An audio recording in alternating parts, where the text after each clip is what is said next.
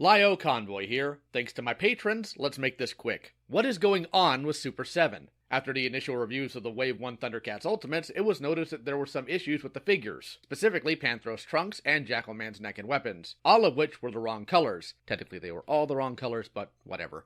So on August 28th, Brian Flynn uploaded a video on the Super7 channel talking about the correction packs they'll be releasing. Granted, the video is unlisted, and I can take a few guesses as to why, but it's still there. In this update, he says the correction packs will be done around October and get to him by the end of November, like this clip says. The reality is, the factory is not going to be able to be done with making those replacement parts until October 31.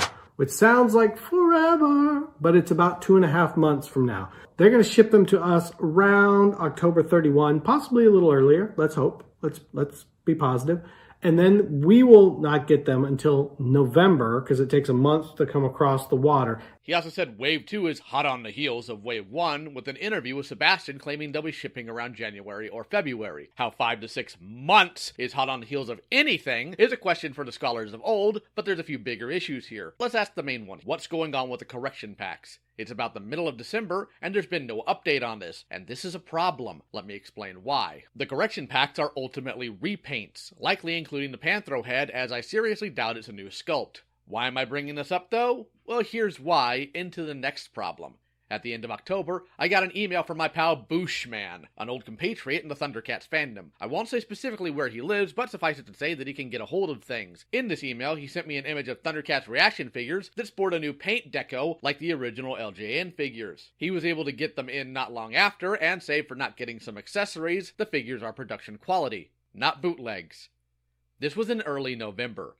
I'm sure those of you savvy about this recognize that these are the same figures Super7 put up for sale last week.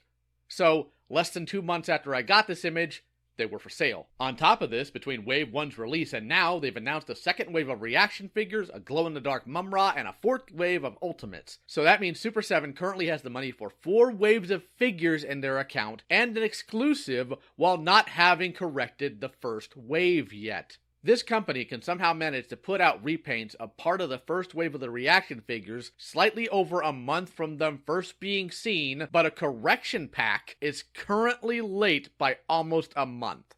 And again, both of these things are repaints. This is ridiculous, and there needs to be some accountability here. But I probably should only expect excuses and lies from a company that says this, because, it's the Ultimates. It's supposed to be right, and we're gonna make it right, while actively selling you something different than what was shown. And no, this isn't a difference of opinion, it's the truth. Liking toys is one thing, but scummy business practices and an inability to communicate is a different one.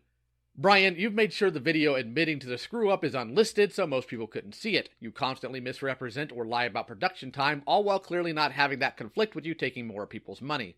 Thundercats fans, you've got to stop being dumb enough to fall for this man's lies. Start raising some noise instead of being so afraid of not getting pieces of plastic that you lose all sense of ethics.